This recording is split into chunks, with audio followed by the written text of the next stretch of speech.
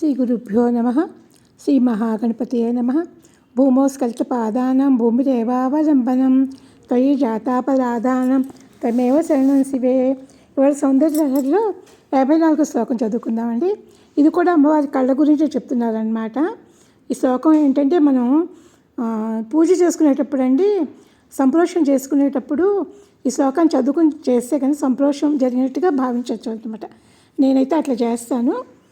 పవిత్రీకర్తుం నః పశుపతి పదాధీన హృదయే దయామిత్రే నేత్రే అరుణధవ శ్యామరుచిభిః నదస్సోనో గంగా తపన తనయేతి ధ్రువమమం త్రయాణాం తీర్థానాం ఉపనయసి సంభేదమలఘం. ఇక్కడ ఏం చెప్తున్నారంటే, పశుపతికి స్వాధీనమైన చిత్తము కల తల్లి దయారసముచే ఆత్మలన్నీ నేత్రములలోని 3 వన్నెలు 3 పవిత్ర నదులను కలబోసుకున్నవి. ఎర్రని వన్నె సోనా నదిగా, తెలుపు గంగగా, నలుపు సూర్యపుత్రిక యమునగా భాషింపచేస్తూ మమ్ములను పవిత్రులను చేస్తున్నది అనిపిస్తోందమ్మా అని చెప్తున్నారనమాట.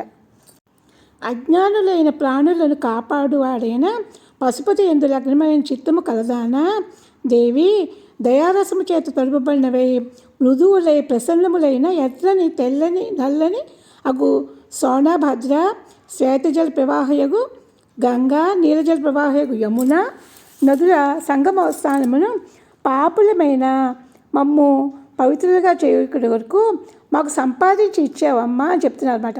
అంటే అమ్మవారు అంత భక్తవత్సల కావున ఇట్లా చేస్తోంది అని అర్థం అనమాట.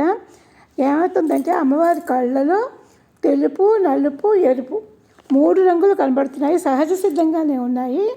కాకపోతే ఏంటంటే, అవి అమ్మవారు మనకి ఎందుకు అలాగ చేస్తుందంటే, మన పాపాలని సంహరించడానికి, తీసేయడానికి అనమాట.